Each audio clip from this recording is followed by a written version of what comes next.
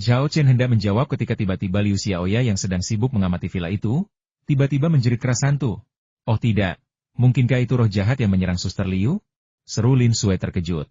Zhao Chen mengangkat alisnya, ia sama sekali tidak mendeteksi jejak energi hantu di villa itu. Jika memang begitu, lalu apa yang dialami Liu Xiaoya? Dia menarik Lin Sui dan berjalan masuk ke villa. Ayo masuk dan lihat-lihat. Bai Mei, kau tetap di luar. Wanita tulang menanggapi dan dengan hati-hati mengamati sekelilingnya. Zhao Chen menarik Lin Sui ke sisinya sehingga dia bisa melindunginya jika terjadi sesuatu. Begitu mereka melangkah masuk ke dalam villa, keduanya merasakan aura dingin menyelimuti mereka, membuat mereka menggigil. Pemandangan di depan mataku tiba-tiba berubah.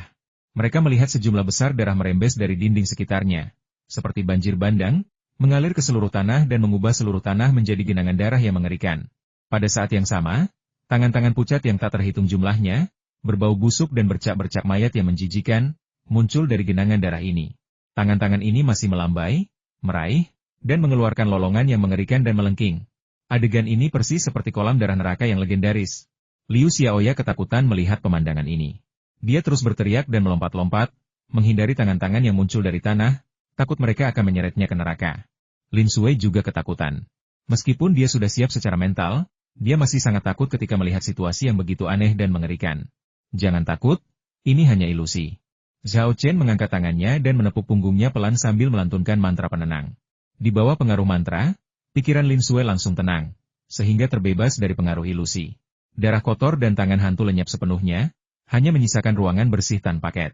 Namun, Liu Xiaoya masih berhalusinasi, terus-menerus berteriak, menghentakkan kakinya, dan gemetar.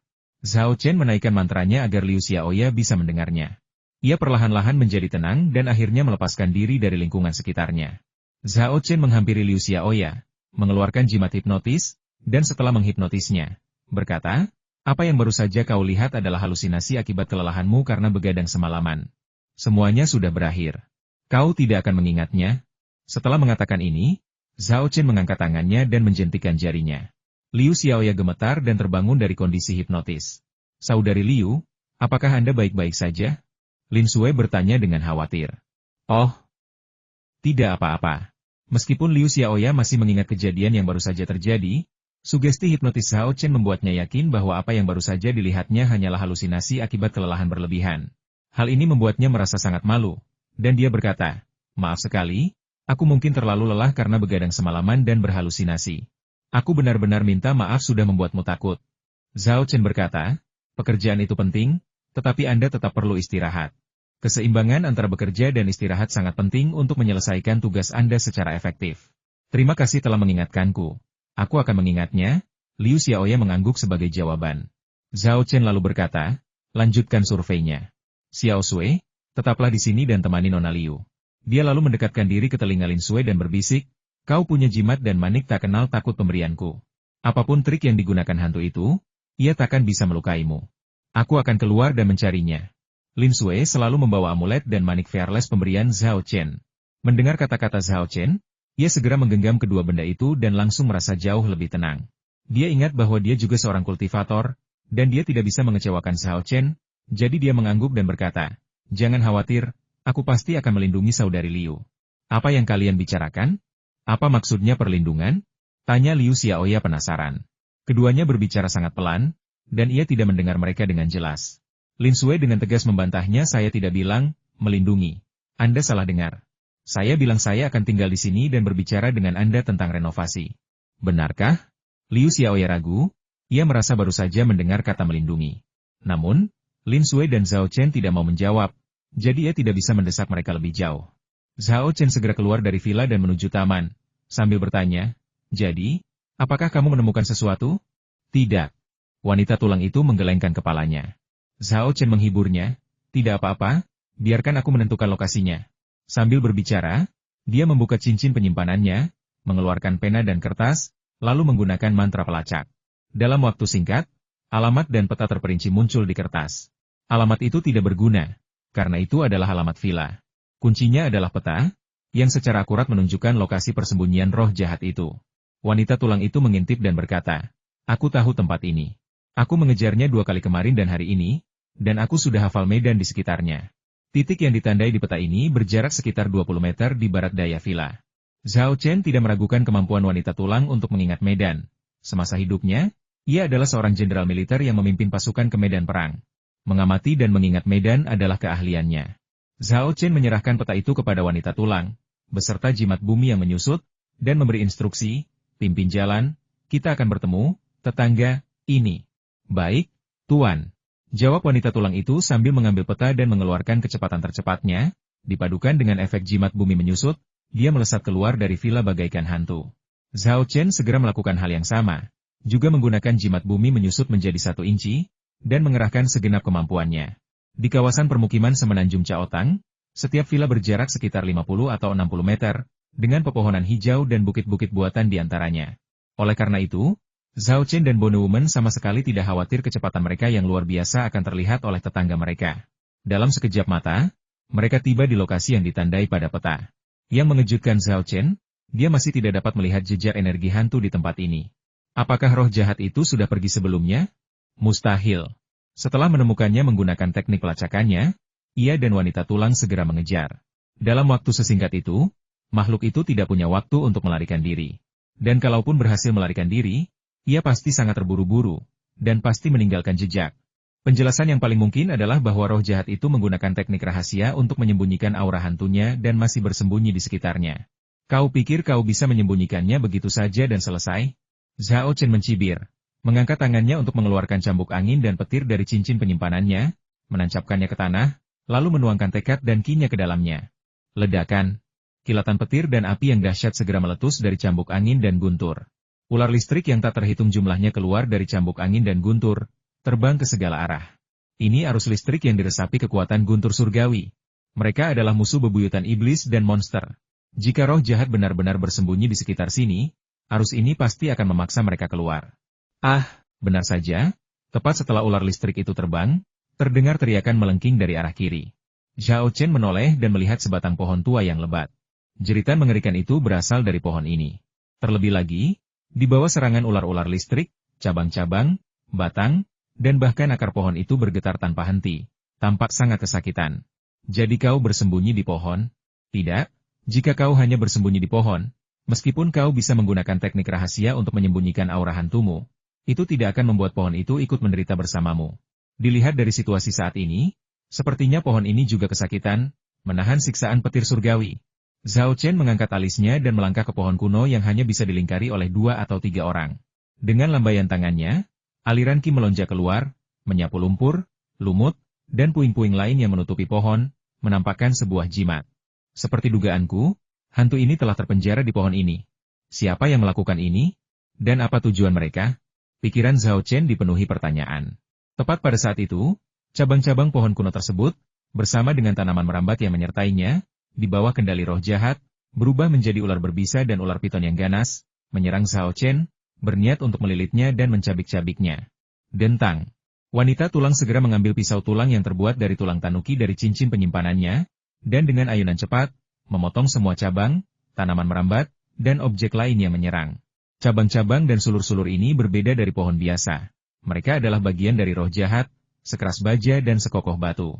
Namun, meskipun begitu, mereka tak mampu menghentikan pisau tulang tanuki yang tajam. Blokir serangannya untukku, perintah Zhao Chen tanpa melihat ke atas. Saat rune pada batang pohon terlihat, pengenalan yang sesuai muncul di daun informasi. Soloking Array, sebuah array yang sangat ganas yang dapat memenjarakan jiwa di dalamnya, mencegahnya bereinkarnasi.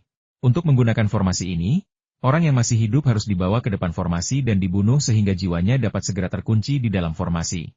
Mereka yang mempraktikkan cara-cara jahat untuk membangkitkan hantu sering menggunakan susunan jimat semacam ini untuk mengunci jiwa-jiwa di lokasi-lokasi yang baik untuk memeliharanya. Setelah hantu-hantu tersebut dewasa, mereka akan menerimanya sebagai roh hantu atau secara berkala melahap esensi langit dan bumi yang diserap oleh hantu-hantu tersebut untuk mendukung kultivasi mereka sendiri. Susunan jimat ini benar-benar ganas. Zhao Chen mengangkat alisnya. Aku ingin tahu apakah ada cara untuk menghancurkannya, melepaskan hantu yang terpenjara, dan membiarkannya bereinkarnasi. Saat pikiran itu muncul, metode untuk memecahkan Soloking Array muncul di lembar informasi. Zhao Chen sangat gembira dan segera melakukan apa yang diperintahkan. Menggunakan tangannya sebagai kuas dan ki-nya sebagai tinta, ia dengan cepat menggambar sebuah rune tak terlihat di udara dan menempelkannya ke batang pohon. Berdengung. Suara aneh terdengar dari pohon kuno itu. Kemudian, Aliran darah merah merembes dari rune arai pengunci jiwa. Kali ini bukan ilusi, tetapi darah sungguhan. Ini darah hatiku. Dengan bantuan lembar informasi, Zhao Chen mengetahui asal-usul darah. Orang yang memasang susunan pengunci jiwa menusukkan pisau ke jantung korban, menggunakan darah dari jantungnya untuk menggambar rune. Setiap rune di sini mewakili setetes darah dari jantung. Selama proses menggambar rune, meskipun jantung korban berlubang, ia tidak mati karena teknik rahasia tersebut. Ini karena penggunanya ingin ia berada dalam kondisi kesakitan dan keputusasaan, agar kekuatan darah jantungnya lebih kuat, dan hantunya menjadi lebih ganas. Tindakan seperti itu benar-benar tidak manusiawi dan keterlaluan. Darah dari rune mengalir keluar selama lebih dari 3 menit sebelum berhenti. Pada saat ini, Zhao Chen mengaktifkan teknik petirnya, dan kilatan listrik menyambar di antara jari-jarinya. Ia mengulurkan tangannya ke arah rune, dan ketika ia menyentuh batang pohon, sebuah pemandangan aneh pun terjadi. Riak-riak seperti air menyebar di batang pohon, dan tangan Zhao Chen menembusnya, mencapai bagian dalam pohon kuno itu. Segera setelah itu, dia menarik tangannya keluar dengan kuat. Sosok hantu berwarna merah gelap ditarik paksa keluar dari dalam pohon kuno. Setelah diperiksa lebih dekat, ternyata tubuh roh jahat itu ditutupi lapisan darah merah. Inilah sumber kehidupannya. Iblis yang ditarik Zhao Chen dari batang pohon itu tampak sangat gelisah dan marah, berteriak histeris dalam bahasa hantunya, "Aku akan membunuhmu. Bunuh kau." Aura hantu merah tua segera melonjak dari tubuhnya, berubah menjadi anak panah tajam yang tak terhitung jumlahnya dan api hantu dari tengkorak, yang meraung ke arah Zhao Chen. "Mau membunuhku? Kau masih terlalu hijau." Zhao Chen mencibir, mengangkat cambuk angin dan petirnya untuk menghadapi serangan iblis itu. Kilatan petir yang diilhami kekuatan guntur surgawi melesat keluar dari cambuk angin dan guntur, menghancurkan semua metode serangan roh jahat di tengah serangkaian ledakan yang tak henti-hentinya. Tak hanya itu, kilatan petir yang dahsyat ini juga langsung menyambar roh jahat itu, membuatnya menjerit tanpa henti. Tepat pada saat itu, Zheng Rui melayang keluar dari tempat tinggal hantu dan menghentikannya, sambil berkata, "Jangan sakiti jiwanya." Zhao Chen bertanya dengan bingung, "Mengapa?" Zheng Rui menjawab, "Aku bisa merasakan bahwa hakikat jiwa hantu ini sangat baik dan sederhana. Alasan ia menjadi hantu jahat sepenuhnya karena dianiaya oleh penjahat dan pikirannya disihir oleh sihir jahat. Selama kita bisa melarutkan darah jantung di tubuhnya, ia akan mampu menyingkirkan sihir jahat dan kembali ke sifat aslinya. Jika bisa, Zhao Chen tidak akan mau membunuh." Seperti kata Zheng Rui, roh jahat ini bukan hanya korban, tetapi juga orang yang menyedihkan. Jadi dia tidak menggunakan jurus mematikannya, tetapi hanya menekan cambuk angin dan petir ke arah roh jahat itu. Cambuk angin dan guntur, yang dipenuhi aura guntur surgawi, menjepit roh jahat itu ke tanah, membuatnya sama sekali tidak berdaya untuk berbalik. Zhao Chen menoleh ke Zheng Rui dan bertanya, "Bagaimana kita bisa menghilangkan darah dari jantungnya? Apakah kita harus membaca kitab suci dan mantra seperti pendeta dan biksu Tao untuk melakukan ritual agar darahnya mengalir ke alam baka?" Zheng Rui menggelengkan kepalanya dan berkata, "Kamu bukan pendeta atau biksu Tao, dan kamu biasanya tidak mempelajari kitab suci atau mantra. Mencoba belajar dari Buddha di menit-menit terakhir tidak akan berhasil. Lalu apa yang harus kita lakukan?" Zhao Chen mengerutkan kening. Sebagian besar rekam medis yang ditinggalkan Wu Peng berkaitan dengan perawatan manusia, dengan sangat sedikit konten yang melibatkan iblis dan monster. Tidak ada kasus serupa dengan situasi saat ini. Tentu saja, bukan berarti Wu Peng tidak merawat iblis dan monster. Hanya saja rekam medis ini kemungkinan disimpan di buku lain dan belum diberikan kepada Zhao Chen. Zheng Rui memberikan saran Anda seorang dokter, jadi tentu saja Anda harus mencoba mencari solusi dari sudut pandang kedokteran. Zhao Chen tersenyum kecut dan berkata, "Saya memang seorang dokter, memang benar, tapi saya pandai mengobati orang. Saya benar-benar tidak punya pengalaman mengobati hantu. Senior Zheng, tolong ajari saya." Zheng Rui berkata, "Di hadapan dokter, entah itu manusia atau hantu, ia tetaplah pasien. Yang perlu Anda lakukan adalah mencari tahu penyebab dan patogenesisnya dari sudut pandang dokter, lalu merumuskan rencana perawatan. Jangan salahkan apakah itu manusia atau hantu." "Oh, begitu. Kalau begitu aku coba saja." Zhao Chen mulai merenung. Darah hati yang menyelimuti roh jahat adalah kunci kerusakannya. Dari perspektif medis, inilah faktor patogen utama. Ini adalah invasi patogen eksternal. Untuk mengatasinya, pertama-tama kita harus mengusir patogen eksternal tersebut. Darah jantung, yang secara inheren bersifat yang, dapat diubah menjadi yin dan jahat di bawah pengaruh sihir. Untuk mengusirnya, zat-zat yang harus digunakan. Namun, pasien ini adalah hantu, bukan manusia, sehingga obat-obatan biasa tidak efektif. Diperlukan metode pengobatan yang berbeda. Setelah berpikir panjang, Zhao Chen merasa bahwa, mengingat keterampilannya saat ini, akupunktur adalah pilihan terbaik. Tentu saja, jarum emas dan perak tidak ada gunanya, karena roh jahat ini belum membentuk wujud fisik, Ia hanya sekadar jiwa hantu. Zhao Chen merenung, aku berhasil. Gunakan petir untuk menciptakan jarum. Energi guntur surgawi yang terkandung dalam petir memiliki efek ajaib dalam mengusir kejahatan dingin, dan juga dapat menembus tubuh roh jahat. Satu-satunya masalah adalah apakah roh jahat itu mampu menahan petir. Jika darah jantungnya belum terhalau, tetapi ia disambar petir terlebih dahulu, itu akan mengerikan. Meskipun metode perawatan ini memiliki kekurangan, Zhao Chen tetap memutuskan untuk mencobanya. Karena dia belum dapat memikirkan solusi yang lebih baik untuk saat ini, sebab dia belum mempelajari keterampilan menyembuhkan hantu. Setelah menyelesaikan rencana medis, Zhao Chen melangkah maju dan mengambil cambuk angin dan guntur yang menekan roh jahat. Setan itu, yang kini bebas, meraung dan melompat, memamerkan taring dan cakarnya saat menerjang Zhao Chen, mencoba mencabik-cabiknya. Zhao Chen berteriak, Bai Mei, taklukkan dia. Wanita tulang segera bergegas dan menangkap roh jahat itu dari belakang. Kilatan petir menyambar dari tubuhnya, menyambar roh jahat itu, membuatnya menjerit dan menjerit, tak berdaya dan takut bergerak. Memanfaatkan kesempatan itu, Zhao Chen menggunakan petir untuk berubah menjadi jarum dan menusuk titik akupuntur Neiguan, Shuigo, Taichung, Hegu, Fengqi, dan titik akupuntur lainnya milik roh jahat. Dalam sekejap, petir menyambar tubuh iblis itu, seakan-akan ada ular petir kecil yang tak terhitung jumlahnya yang menggali ke dalamnya. Jeritan iblis itu bahkan lebih melengking dari sebelumnya. Ia mencoba melawan, tetapi wanita tulang menahannya dengan kuat di tempatnya, membuatnya tidak bisa bergerak sama sekali. Tangan Zhao Chen tidak pernah berhenti bergerak saat ia dengan cepat menusukkan jarum dan melakukan akupunktur pada roh jahat. Suara berderak dan meletus itu berasal dari roh jahat, disertai kilatan petir yang menyilaukan. Berhasil. Tiba-tiba, mata Zhao Chen berbinar. Ia menyadari bahwa bau darah yang menyelimuti roh jahat itu semakin berkurang. Ini berarti rencana perawatannya memang berhasil. Sekarang tinggal menunggu apakah roh jahat itu mampu menahan kerusakan sampai darah di jantungnya benar-benar dinetralkan. Semenit berlalu, roh jahat itu menjadi sangat lemah. Separuh darah jantungnya telah larut. 2 menit berlalu, roh jahat itu menjadi sangat lemah. Rohnya bahkan menunjukkan tanda-tanda menghilang, namun hanya 2/3 darah jantungnya yang larut. Wajah Zhao Chen menjadi gelap ini buruk. Roh jahat ini mungkin tidak akan bertahan sampai darah jantungnya benar-benar larut. Pada saat yang genting, Zheng Rui turun tangan. Ia mentransfer sedikit energi hantu ke roh jahat, yang, sambil memperkuat darah jantung, sangat meringankan kondisi roh jahat. Akhirnya, setelah 4 menit, darah yang menyelimuti roh jahat itu larut sepenuhnya. Roh jahat yang mengerikan itu pun berubah menjadi sosok hantu yang penampilannya tak terbedakan. Lepaskan dia, perintah Zhao Chenchong kepada wanita tulang. Dia sekarang telah kembali ke sifat aslinya dan tidak akan melakukan kejahatan lagi. Ya, wanita tulang itu melepaskan tangannya sesuai instruksi. Sosok hantu itu terjatuh dan akhirnya berubah menjadi seorang gadis kecil lucu yang tampak berusia sekitar 5 atau 6 tahun, dengan bibir kemerahan dan gigi putih, dan sangat menggemaskan. Ia mengedipkan mata besarnya, menatap Zhao Chen untuk waktu yang lama, dan tiba-tiba memanggil, Ayah! Ayah! Zhao Chen terkejut mendengar kata-kata gadis kecil itu. Ada apa? Apa ayah anak ini juga ada di dekat sini? Zhao Chen segera mengambil posisi bertahan dan melihat ke sekelilingnya. Tetapi selain bunga, tanaman, dan bebatuan, dia tidak melihat apapun lagi. Tidak ada hantu lain di sini, jadi siapa yang memanggil? Zhao Chen bingung. Sebelum dia sempat menyadarinya, gadis kecil itu tiba-tiba melompat dan menerkamnya. Bukankah darah jantungnya sudah larut? Kenapa masih menyerang orang? Zhao Chen terkejut dan secara naluriah mencoba bergerak untuk mengusir musuh. Zheng Rui buru-buru berteriak, jangan sakiti dia. Dia tidak bermaksud jahat.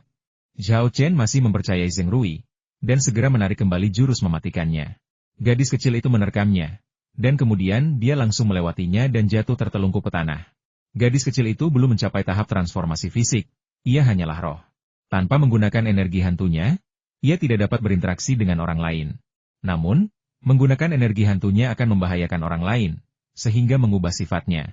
Ayah, kenapa ayah tidak memelukku? Gadis kecil itu berbalik dan mengeluh sambil cemberut. Kau bicara padaku?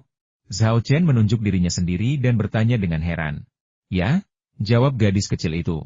Kau memanggilku ayah? Tanya Zhao Chen lagi. Gadis kecil itu mengangguk, tampak sangat imut. Zhao Chen tercengang, apakah kamu yakin kamu tidak salah? Bagaimana aku bisa menjadi ayahmu? Ayahku. Wah, ayah, apa ayah sudah tidak menginginkanku lagi? Gadis kecil itu cemberut lagi. Matanya yang besar dan berair dipenuhi air mata. Penampilannya yang menyedihkan sungguh memilukan. Hei, jangan menangis, kumohon jangan menangis. Zhao Chen langsung panik. Setelah mengucapkan beberapa patah kata untuk menghibur, ia bergumam dengan wajah getir, "Apa-apaan ini? Aku masih perawan, kok bisa ada anak perempuan? Dan anak perempuan hantu itu. Aduh, mungkinkah dia anak perempuanku dari kehidupan lampau?" Zhao Chen juga memiliki pikiran yang sangat imajinatif dan ide-ide yang unik. Zheng Rui memutar matanya ke arahnya dan berkata dengan kesal, "Jangan asal tebak. Ia memanggilmu, Ayah, karena kau telah melarutkan darah jantungnya, memulihkan sifat aslinya yang telah dikaburkan oleh sihir jahat. Baginya, ini seperti terlahir kembali. Lagi pula, ia masih sangat muda ketika dibunuh, dan ia berada di usia ketika ia merindukan kasih sayang ayah dan ibu. Jadi ia menganggapmu, orang yang memberinya kehidupan baru, sebagai ayahnya. Jadi begitulah." Zhao Chen akhirnya mengerti apa yang terjadi. Ia menatap gadis kecil yang menggemaskan itu dan tak kuasa menahan desahan. Dilihat dari penampilannya, mungkin usianya baru 5 atau 6 tahun ketika meninggal. Pembunuh itu benar-benar tega melakukan itu. Dan ia menggunakan metode yang mirip dengan mengiris lambat, menusuk jantungnya berkali-kali sebelum menyiksanya sampai mati. Metode itu sungguh kejam, dan orang itu sangat bejat dan berdarah dingin. Zheng Rui menatap gadis kecil itu dengan penuh simpati dan berkata, "Dia lahir di tahun In, bulan In, hari In, dan jam In, yang merupakan takdir paling In. Orang-orang dengan takdir ini lebih kuat daripada orang biasa. Baik mereka yang memulai kultivasi maupun yang menjadi hantu setelah kematian. Itulah sebabnya dia dilukai oleh seorang penyihir jahat yang kejam. Demi keuntungan pribadinya, dia rela menghancurkan hidup orang lain. Orang seperti itu sungguh jahat. Kita tidak bisa membiarkannya tetap hidup di dunia dan menyakiti orang lain. Aku harus menyingkirkan dunia dari momok ini." Zhao Chen mengeluarkan pena dan kertas dari cincin penyimpanannya dan menggunakan teknik pelacakan untuk menemukan alamat pembunuh yang membunuh gadis kecil itu. Namun, hasil pencariannya sangat mengejutkannya. Tidak ada orang seperti itu yang ditemukan. Melihat 4 kata di kertas itu, Zhao Chen sedikit mengernyit dan menyimpulkan, selama pihak lain masih hidup, entah dia manusia, iblis, atau hantu, teknik pelacakan dapat menentukan lokasinya. Jika orang tersebut tidak ditemukan, hanya ada satu penjelasan, iblis ini sudah tidak hidup lagi. Zheng Rui mendengus, orang seperti ini, yang tangannya berlumuran darah dan jiwa yang tersakiti, pasti akan jatuh ke dalam neraka setelah kematian dan menderita siksaan tanpa akhir. Zhao Chen mengangguk dan berkata, "Seperti kata Mozi, mereka yang menyakiti orang lain pasti akan disakiti sebagai balasannya. Kurang ajar, kejam dan keji ini pasti akan mati di tangan orang lain. Sungguh, sebab dan akibat itu siklus, dan pembalasan tidak terelakkan." Kesimpulannya bukan tanpa dasar. Berdasarkan informasi yang ia peroleh dari agen real estate, kompleks perumahan semenanjung Chaotang dibangun 7 tahun lalu. Lanskap di kompleks tersebut juga dirancang oleh para profesional, dan setiap tanaman, pohon, danau, dan batu dipindahkan dari tempat lain pada saat itu. Oleh karena itu, gadis kecil itu kemungkinan besar dibawa ke sini dan dibunuh oleh setan antara 7 dan 5 tahun yang lalu, dan jiwanya dipenjara di pohon kuno yang dipindahkan ini. Para kultivator hidup jauh lebih lama daripada orang biasa. Terlebih lagi, fakta bahwa iblis itu menggunakan metode yang begitu kejam dan tercela menunjukkan bahwa ia masih hidup dan sehat pada saat itu, masih mengejar kultivasi yang lebih tinggi dan lebih kuat. Jika bukan karena kecelakaan, mustahil ia bisa mati hanya dalam beberapa tahun. Zheng Rui mengangguk, menyetujui pernyataan Zhao Chen. Tepat pada saat itu, seberkas cahaya suci dan lembut turun dari langit dan menyelimuti gadis kecil itu. Zhao Chen tahu bahwa ini adalah cahaya reinkarnasi, yang menandakan bahwa gadis kecil itu akan segera bereinkarnasi dan terlahir kembali. Ia tersenyum dan berkata kepada gadis kecil itu, "Semoga di kehidupanmu selanjutnya, kamu dapat terlahir kembali di keluarga yang baik dan menjalani kehidupan yang sederhana namun bahagia." Tetapi apa yang terjadi selanjutnya benar-benar di luar dugaan. Gadis kecil itu mendongak ke arah cahaya reinkarnasi, lalu melirik Zhao Chen beberapa kali, lalu tiba-tiba berkata, "Aku tidak ingin bereinkarnasi. Aku ingin tetap di sisi ayahku. Aku ingin bersama ayahku." Begitu dia selesai berbicara, cahaya reinkarnasi yang menyelimutinya lenyap seketika. Ini, Zhao Chen tercengang. Ia tak pernah menyangka gadis kecil itu akan menyerah pada reinkarnasi dan memilih untuk tetap di sisinya. Ia juga tak pernah menyangka cahaya reinkarnasi akan begitu menentukan, lenyap begitu saja setelah gadis kecil itu menolak reinkarnasi. Setelah menenangkan diri dan memikirkannya, hilangnya cahaya reinkarnasi bukan karena perkataan gadis kecil itu, tetapi karena ia memiliki keinginan kuat yang belum terpenuhi. Keinginannya adalah untuk tetap berada di sisi Zhao Chen. Melihat Zhao Chen berdiri tercengang, Zheng Rui mengingatkannya, "Kenapa kau masih berdiri di sana? Cepat anggap dia sebagai roh hantu. Dia telah meninggalkan arai pengunci jiwa dan menyerah pada reinkarnasi. Jika kau tidak menganggapnya sebagai roh hantu, dia hanya akan menjadi hantu pengembara, terombang-ambing di antara langit dan bumi seperti rumput liar yang tak berakar. Jika tidak hati-hati, jiwanya akan tercerai-berai."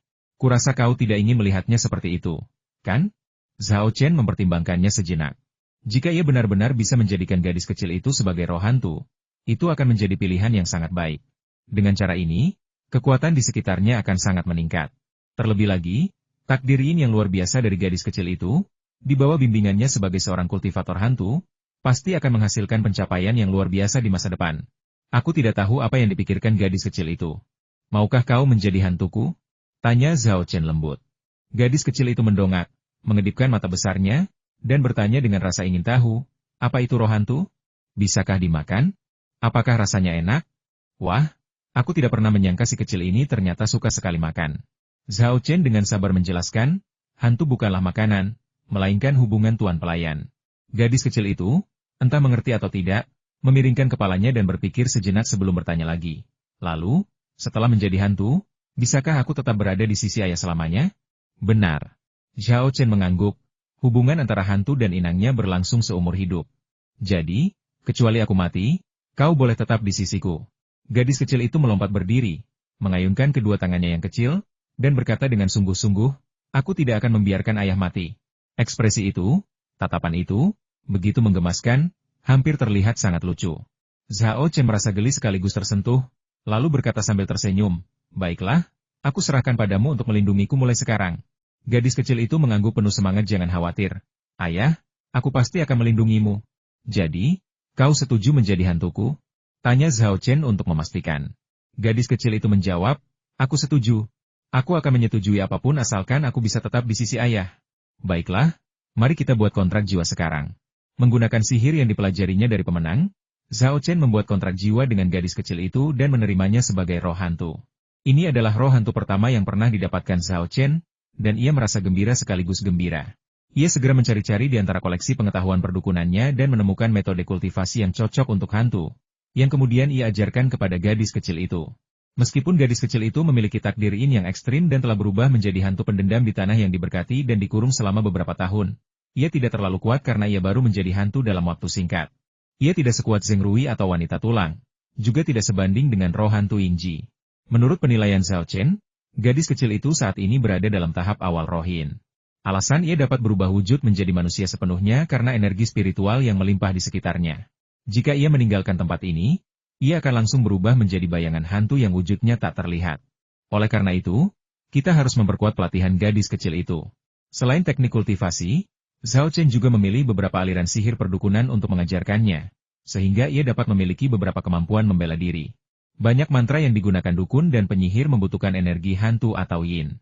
Oleh karena itu, hantu tidak menjadi masalah untuk melakukan mantra-mantra ini. Bahkan, mantra-mantra ini bisa lebih efektif daripada yang dilakukan manusia. Sejujurnya, gadis kecil ini tidak hanya menggemaskan, tetapi juga sangat cerdas. Ia cepat memahami dan mempelajari semua yang diajarkan Zhao Chen. Lalu hewan-hewan kecil di lingkungan itu pun menderita. Gadis kecil itu akan mengucapkan mantra pelemahan kepada tupai-tupai di pohon, menyebabkan mereka tiba-tiba kehilangan kekuatan dan jatuh terlentang dengan bunyi gedebuk. Lalu dia akan mengucapkan mantra ketakutan kepada kucing-kucing liar di rumput, membuat mereka ketakutan hingga berteriak dan berlarian ke segala arah. Gadis kecil itu tampak senang. Sementara Zhao Chen hanya bisa tersenyum kecut, kupikir dia malaikat kecil. Tapi dalam sekejap mata, dia berubah menjadi iblis kecil. Aku akan menghadapi banyak masalah di masa depan. Zheng Rui, di sisi lain, tersenyum penuh kasih dan berkata, anak-anak pada dasarnya memang ceria. Akan jadi masalah kalau mereka tidak membuat masalah atau berbuat nakal.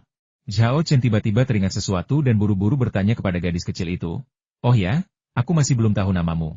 Gadis kecil itu menggelengkan kepalanya dan berkata dengan nada agak sedih, aku tidak ingat. Kamu tidak ingat? Zhao Chen sedikit terkejut, tetapi setelah memikirkannya lagi, dia mengerti. Gadis kecil itu baru berusia 5 atau 6 tahun ketika meninggal. Setelah kematiannya, pikirannya dikaburkan oleh suatu metode rahasia, dan ia menjadi hantu pendendam selama beberapa tahun. Ingatannya tentang kehidupan sebelumnya kemungkinan besar terlupakan sepenuhnya selama proses ini. Bagaimana mungkin ia bisa mengingat namanya ketika ia masih hidup? Kasihan anakmu. Setelah mendesah pelan, Zhao Chen berkata, bagaimana kalau begini? Aku akan memberimu nama. Sungguh merepotkan kalau tidak punya nama. Oke. Ayah, cepat beri aku nama. Gadis kecil itu bertepuk tangan, wajahnya penuh harap.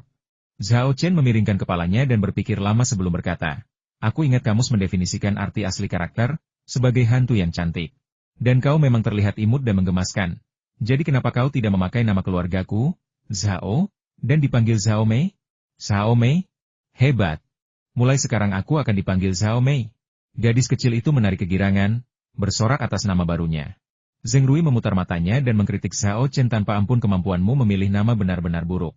Zhao Chen menggaruk kepalanya dan berkata sambil tersenyum, tidak perlu khawatir busuk atau tidak, yang penting Zhao Mei menyukainya.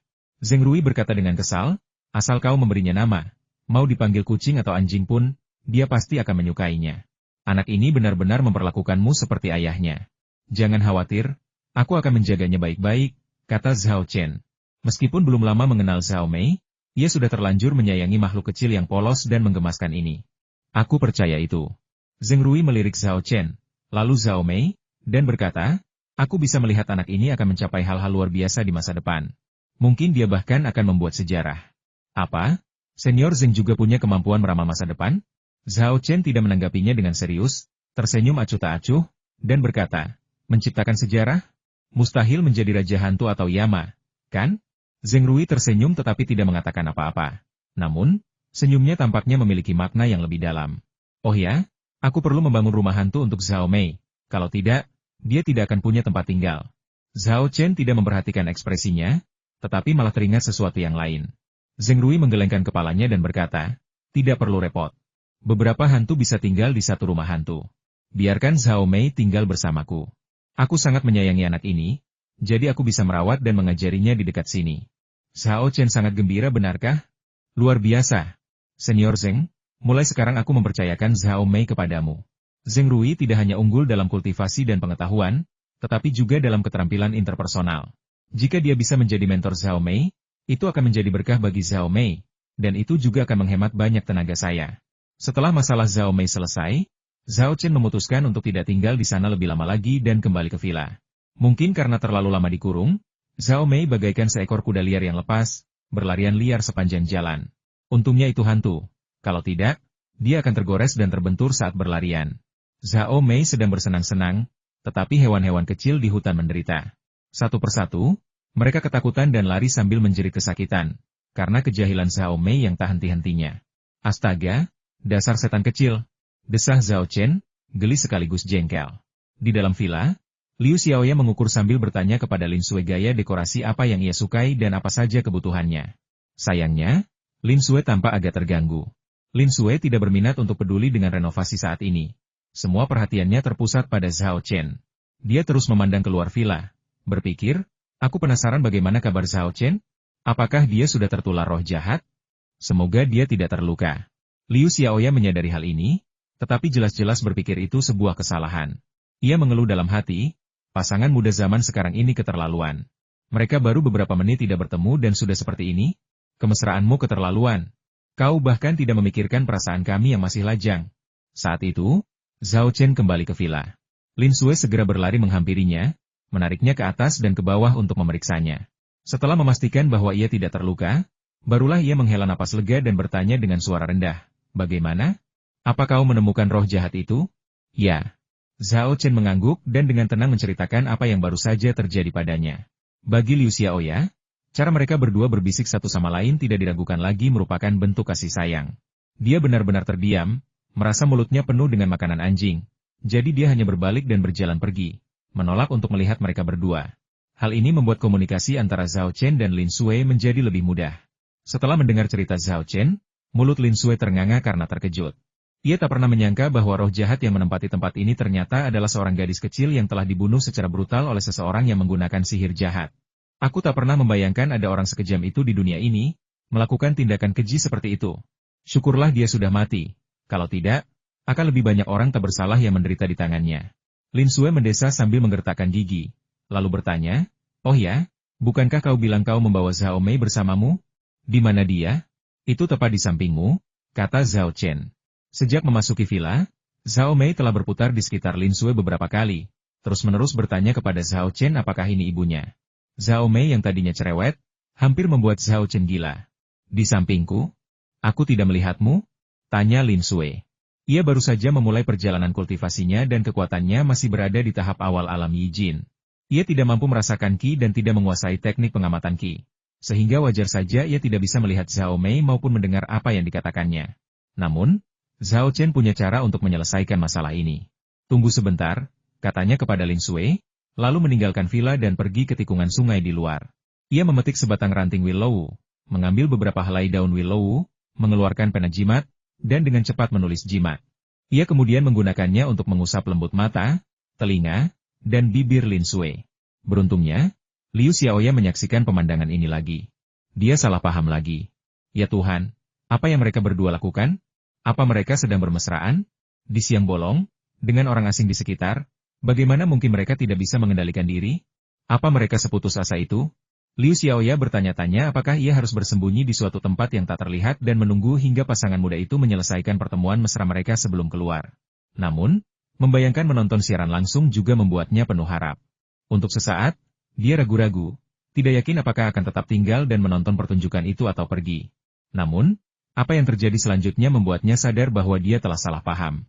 Setelah menyapu daun-daun willow ke arah Lin Sui beberapa kali, Zhao Chen melemparkannya ke samping. Segera setelah itu, Liu Xiaoya melihat Lin Sui berseru, "Wah, lucunya!" Lalu berjongkok, seolah ingin memeluk sesuatu. Liu Xiaoya bingung bukankah mereka berdua sedang bermesraan? Bagaimana bisa berakhir begitu tiba-tiba? Lagi pula, apa yang Nona Lin katakan itu manis? Kurasa aku tidak melihat apa-apa di sana. Apa itu tupai kecil yang meluncur turun dari pohon? Tanpa dia sadari bahwa usapan lembut Zhao Chen pada daun willow di mata, telinga, dan mulut Lin Sui bukanlah untuk menggoda, tetapi justru membuka mata ketiga Lin Sui. Dengan bantuan Zhao Chen, Lin Sui yang telah membuka mata ketiganya akhirnya mendapatkan keinginannya dan melihat Zhao Mei. Dia langsung terpikat oleh penampilan Zhao Mei yang menggemaskan dan ingin membungkuk untuk memeluknya. Tetapi sayangnya, tangannya menembus tubuh Zhao Mei. Apa yang terjadi? Lin Sui berbalik dan bertanya dengan bingung. Zhao Chen menjelaskan, Zhao Mei belum mencapai titik di mana dia bisa mengeras dan mengambil wujud, jadi kamu tidak bisa menyentuhnya. Begitu. Lin Sui merasa sangat menyesal tidak bisa memeluk Zhao Mei. Lalu ia bertanya, apa yang dikatakannya? Omong kosong, aku tidak mengerti. Zhao Chen tertawa dan menjawab, Zhao Mei itu hantu, jadi tentu saja dia bisa bahasa hantu. Sekarang, dia bertanya apakah kamu ibunya. Hah? Lin Sui tercengang. Kenapa bertanya begitu? Karena dia menganggapku sebagai ayahnya, dan kau begitu menyayangiku, tentu saja dia penasaran. Setelah menjelaskan, Zhao Chen menoleh ke Zhao Mei dan berkata dalam bahasa hantu, benar, dia ibumu. Hanya saja dia belum mengerti bahasa hantu. Nanti, ayah akan mengajarinya bahasa hantu, dan kau akan bisa berkomunikasi dengannya. Nah, kalau ada yang ingin kau katakan padanya, ayah akan menerjemahkannya untukmu. Zhao Mei mengangguk dan berkata dengan serius, ayah, tolong beritahu ibu bahwa aku lapar dan ingin minum susu. Engah. Zhao Chen tidak dapat menahan diri dan langsung tertawa terbahak-bahak. Lin Sui bertanya dengan rasa ingin tahu, apa yang kau tertawakan? Apa yang dikatakan Zhao Mei? Zhao Mei bilang dia lapar dan ingin menyusu. Jawab Zhao Chen sambil menatap dada Lin Sui. Hah? Lin Sui sangat malu, tetapi juga tidak tahu harus tertawa atau menangis. Di mana aku bisa mendapatkan susu untuknya? Mungkin aku harus keluar dan membelikannya susu atau yogurt. Zhao Chen tidak menyangka Lin Sui akan menganggapnya serius, dan melambaikan tangannya sambil berkata, sekalipun kamu punya susu, dia tidak bisa meminumnya sekarang. Dia kan hantu. Bagaimana mungkin dia bisa makan makanan manusia? Lin Sui berkata, lalu apa yang harus kita lakukan? Zhao Mei lapar, kita tidak bisa tidak memberinya makan, kan? Meskipun tidak mengerti apa yang dikatakan Lin Sui, Zhao Mei bisa merasakan kepedulian Lin Sui. Awalnya, ia khawatir induknya mungkin tidak menyukainya. Namun kini, kekhawatiran itu sirna, dan ia semakin menyukai Lin Sui. Zhao Chen memeriksa lembar informasi itu, lalu mengeluarkan sebatang dupa yang menenangkan, menyalakannya, dan berkata, ia bisa memakan ini. Begitu gumpalan asap mengepul, mata Zhao Mei berbinar. Ia dengan penuh semangat membuka mulut mungilnya yang manis dan menarik napas dalam-dalam. Asapnya bergoyang dan terserap sepenuhnya ke dalam perutnya.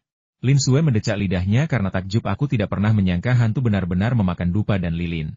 Zhao Mei sedang menikmati makanannya ketika Liu Xiaoya menghampiri dan berkata, Tuan Zhao, Nona Lin, saya sudah selesai mengambil data, dan kita bisa pergi kapan saja. Baiklah, ayo pergi sekarang, kata Zhao Chen. Baik, jawab Liu Xiaoya, sambil mencium aroma dupa yang menenangkan sekaligus menyegarkan. Tatapannya tertuju pada dupa itu, dan ia bertanya dengan heran, Tuan Zhao, apakah dupa yang menenangkan ini ada di tangan Anda? Zhao Chen mengangguk ya. Apa? Sudahkah kamu menggunakannya? Liu Xiaoya menjawab, saya pernah mendapatkannya dari seorang teman. Setelah menggunakannya, Saya tidak hanya merasa lebih energik, tetapi pikiran saya juga menjadi jauh lebih aktif. Berbagai ide dan konsep bagus terus bermunculan.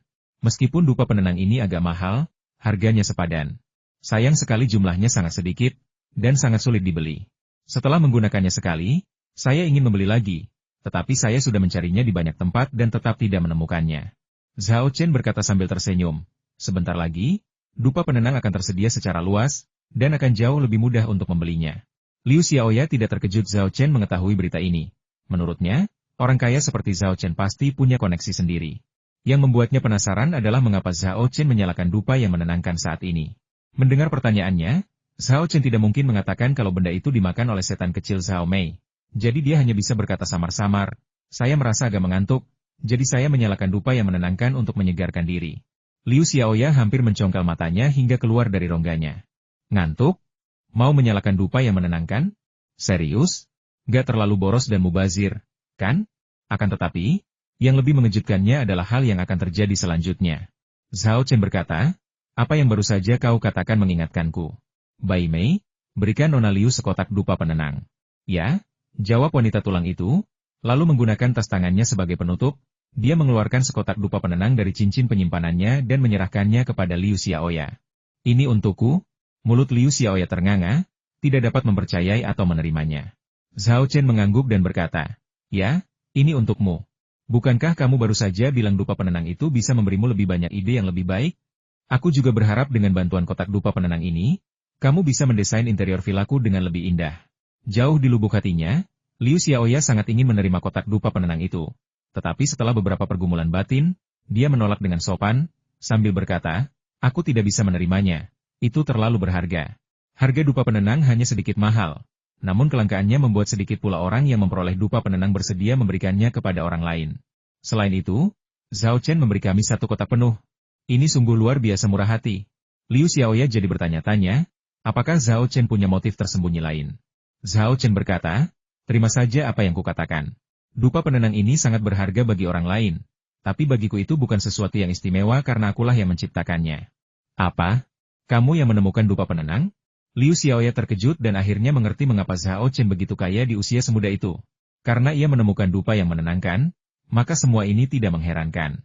Liu Xiaoya berhenti menolak dan berulang kali berterima kasih, lalu menerima dupa yang menenangkan itu. Ia meyakinkannya, Tuan Zhao, tenang saja, saya akan memanfaatkan dupa yang menenangkan ini sebaik-baiknya dan merancang villa indah untuk Anda yang akan memukau dunia.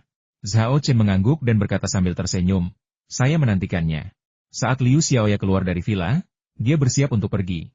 Tetapi Zhao Chen berkata, masuk ke mobil, kami akan mengantarmu pulang.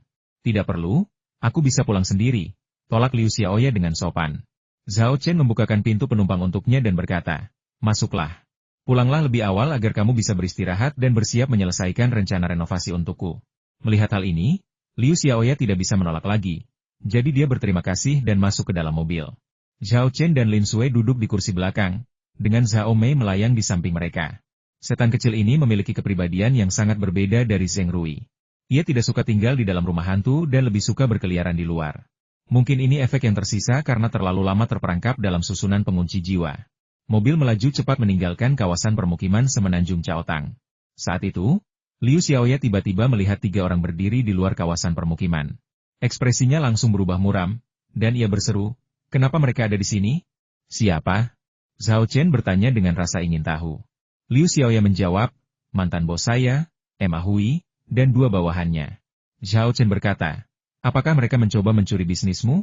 Mereka cukup berpengetahuan. Lin Sui mendengus, mereka benar-benar berani datang. Mereka benar-benar tidak tahu malu. Liu Xiaoya menebak, pasti karena kedua anak buahnya melihatku menunggumu di pintu masuk komunitas hari ini dan melaporkannya kepadanya. Pada saat yang sama, kedua anak buah Emma Hui juga melihat SUV Mercedes-Benz G55 yang telah keluar dan buru-buru berkata kepada Emma Hui, bos, sudah keluar, itu mobilnya.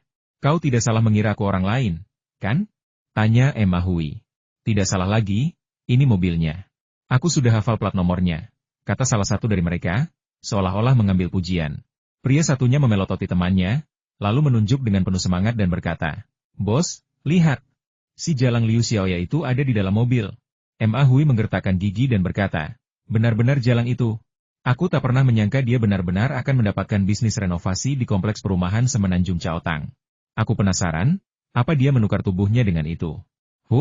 Jalang itu, dulu dia sok berkuasa di perusahaan denganku, bahkan tak mengizinkanku menyentuhnya. Dan apa yang terjadi? Ternyata dia pelacur. Kedua bawahan itu mengangguk setuju. Ma Hui melambaikan tangannya dan memberi instruksi. Pergi, hentikan mobilnya. Aku ingin merebut pesanan yang sangat diharapkan Liu Xiaoya ini. Kalaupun aku tidak bisa merebutnya, aku akan menggagalkannya. Kedua anak buahnya patuh dan segera merentangkan tangan untuk menghalangi mobil itu. Zhao Chen mendengus dan memerintahkan, minggir dan lihat apa yang mereka rencanakan. Wanita tulang itu menghentikan mobil sesuai instruksi, dan Ma Hui segera menghampiri. Wajah gemuknya dihiasi senyum palsu. Zhao Chen menurunkan kaca jendela mobilnya, menatapnya, dan berkata dengan dingin, siapa kau? Apa yang kau lakukan menghentikan mobilku? Ma Hui segera memperkenalkan dirinya. Halo, Pak. Saya Ma Hui, pemilik perusahaan dekorasi Fukiang. Bolehkah saya bertanya bagaimana saya harus menyapa Anda?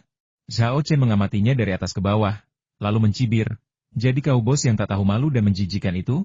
Orang sepertimu tak pantas tahu namaku. Wajah Ma Hui langsung muram. Menunjuk Liu Xiaoya di kursi penumpang, ia menggertakkan gigi dan berkata, apa perempuan jalang ini menjelek-jelekanku? Jangan percaya. Semua yang ia katakan itu rekayasa untuk memfitnahku. Entah itu fitnah atau bukan, kau tahu itu di dalam hatimu. Zhao Chen menatap Ma Hui dalam-dalam. Tatapan itu membuat Ma Hui merinding, membuatnya berkeringat dingin. Ia merasa seolah Zhao Chen telah melihat ke dalam dirinya, membuatnya sama sekali tidak memiliki rahasia atau privasi. Ma Hui tak kuasa menahan diri untuk menelan ludah, bergumam dalam hati, siapa anak ini? Matanya mengerikan. Penampilannya yang ketakutan dan gemetar justru semakin membuat Zhao Chen jijik. Ia mencibir, suruh anak buahmu minggir. Apa yang ingin kalian lakukan? Menghalangi jalan kami? Ma Hui segera mengusir pikiran-pikiran liar di benaknya dan berkata, kami tidak bermaksud apa-apa, kami hanya ingin bertanya, apakah kamu menyewa Liu Xiaoya untuk mengerjakan desain interior rumahmu? Setelah dimarahi Zhao Chen, Ma Hui jelas sangat kesal. Meskipun tidak kehilangan kesabaran, ia berhenti menggunakan sapaan hormat saat menyapa Zhao Chen. Benar. Zhao Chen mengangguk, lalu bertanya dengan nada bercanda. Apa? Kau ingin membajak klien kami dan mencuri pesanan kami? Melihat pihak lain telah menjelaskannya dengan jelas, Ma Hui tidak lagi menyembunyikan apapun dan mengangguk setuju benar. Perusahaan dekorasi Fukiang kami kuat dan memiliki banyak orang berbakat. Kami telah memenangkan banyak penghargaan utama dalam industri desain dekorasi rumah. Kami jelas tidak sebanding dengan tim darurat Liu Xiaoya. Jika Anda memberi kami proyek tersebut, saya jamin harga kami akan lebih rendah daripada Liu Xiaoya, tetapi produk akhirnya akan jauh melampauinya. Kau menjaminnya? Zhao Chen mengangkat sebelah alisnya.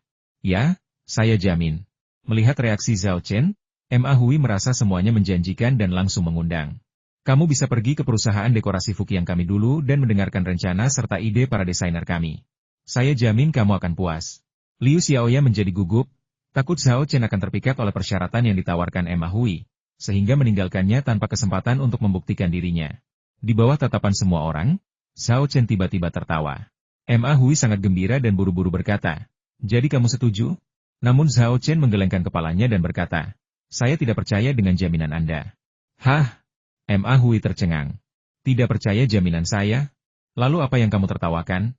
Dan kenapa kamu tertawa begitu ambigu? Pada saat itu, beberapa petugas keamanan dari kompleks perumahan Semenanjung Chaotang, menyadari adanya kejanggalan, bergegas menghampiri dan bertanya dengan khawatir. Pak, ada yang bisa saya bantu? Zhao Chen membeli sebuah rumah di kompleks perumahan Semenanjung Chaotang, dan menjadi objek layanan dan perlindungan mereka. Para penghuni kompleks ini semuanya kaya dan berpengaruh, sehingga keamanan dan layanannya sangat prima. Zhao Chen menunjuk Ma Hui dan dua orang lainnya dan berkata, mereka menghalangi mobilku dan tidak mengizinkanku pergi. Para penjaga keamanan dari kompleks perumahan Semenanjung Chaotang segera mengepung Ma Hui dan kedua rekannya. Tuan-tuan, silakan ikut kami dan jelaskan situasinya. Apa hakmu membawa kami pergi? Ma Hui membentak petugas keamanan itu, lalu menoleh ke Zhao Chen dan berkata, jangan salahkan aku karena tidak memperingatkanmu. Kalau kau benar-benar membiarkan wanita jalang ini merenovasinya, rumahmu mungkin tidak akan pernah direnovasi dengan benar. Apakah kau mengancamku? Tanya Zhao Chen. Ma Hui mencibir, aku tidak mengancammu, aku hanya mengingatkanmu. Zhao Chen tertawa, tetapi senyumnya agak sinis. Saya sangat penasaran, mengapa setiap kali saya menyewa jasanya untuk merenovasi, rumah saya tidak pernah direnovasi dengan benar? Ma Hui berkata, karena karakternya yang buruk, semua orang di lingkungan konstruksi Chengdu tahu tentang ini dan tidak ada yang mau bekerja dengannya. Jadi, jika Anda mempekerjakannya untuk renovasi, saya jamin berbagai masalah akan muncul sesekali. Entah Anda tidak bisa membeli material renovasi yang sesuai, atau Anda tidak bisa menemukan pekerja terampil, atau Anda akan berkonflik dengan orang lain dan menimbulkan masalah selama proses konstruksi, dan sebagainya. Liu Xiaoya gemetar karena marah dan membalas, kau jelas-jelas bicara omong kosong dan melemparkan lumpur padaku. Ma Hui tertawa dingin. Ekspresi dan reaksinya jelas mengatakannya, aku memang mencemarkan nama baikmu, jadi apa yang bisa kau lakukan? Aku sudah bilang aku akan memastikan kau tidak bisa tinggal di Rongcheng, dan aku serius. Kau benar-benar mengancamku. Senyum Zhao Chen melebar. Tetapi tatapannya sedingin orang yang sedang sekarat. Aku tidak menyangka bos MA akan memiliki pengaruh sebesar ini di dunia konstruksi Chengdu.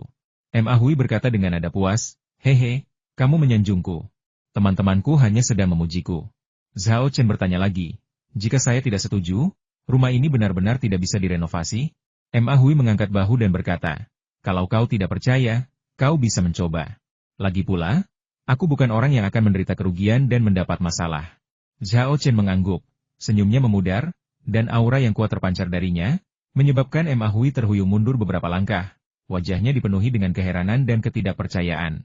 Hal yang paling tidak kutakuti adalah masalah, dan hal yang paling kubenci adalah ancaman. Ma Hui, kan? Perusahaan dekorasi Fukiang, kan? Aku sudah mencatatnya. Mari kita lihat siapa yang akan mendapat masalah duluan.